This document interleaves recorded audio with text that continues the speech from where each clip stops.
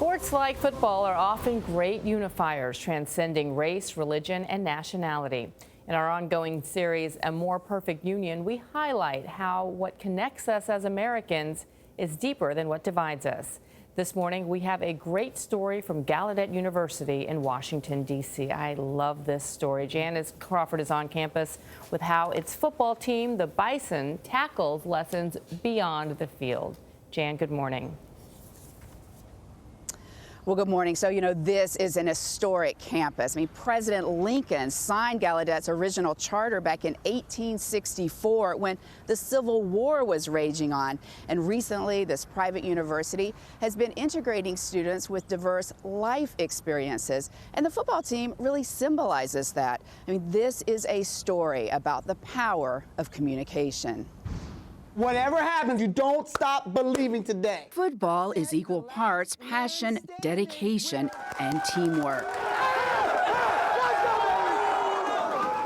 But this game day feels different and quieter than most. The cheerleaders perform the national anthem with no music and no singing. Just hand gestures signaling that our flag was still there. 1, 2, 3, go!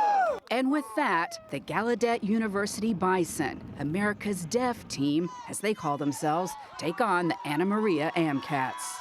Doesn't matter, you're deaf, hard of hearing. The other team, they're showing up to play a game. Like, you see how the game has changed? Remember the highs and the lows we discussed? Coach Chuck Goldstein has to lead the team without doing what coaches do, yelling or blowing a whistle. Play fast, let's go. Sometimes I'll see the whistle will go early, but our player doesn't hear it, and he runs like 90 yards, and he turns around and, Play's been called Play's dead. been dead. Go back. The first thing you do, you sprint to the goal line as fast as possible. The Bison communicate using ASL, or American Sign Language. You can't hear the snap count. We just watch the football. The quarterback, he taps the center, and we just go when the football snaps. So you watch the ball. Watch the ball. Wide receiver L.J. Watson speaks and signs, a technique called SimCom. Skip the straight. At first, he and his hard-of-hearing teammates, Daquan Taylor and Rashard Witherspoon, had a tough time seeing eye to eye. I'm not gonna lie, team chemistry was hard. The chemistry? It's hard to communicate with each other because some players on the team don't know sign. Half of the players are deaf, others are hard of hearing. And to have enough players to compete, each year Coach Goldstein integrates into the team a few mainstream hearing athletes. Our recruiting pool is limited. It's limited. So it's kind of a struggle. We have people who are looking online every day for a deaf, hard of hearing athlete. Go ahead and Google, try. Lock in now. That's how they find players like Taylor, a defensive standout from Hampton, Virginia, where sports are a religion.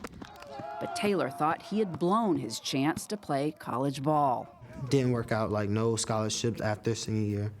Dumb mistakes, partying, distracted girls, grades.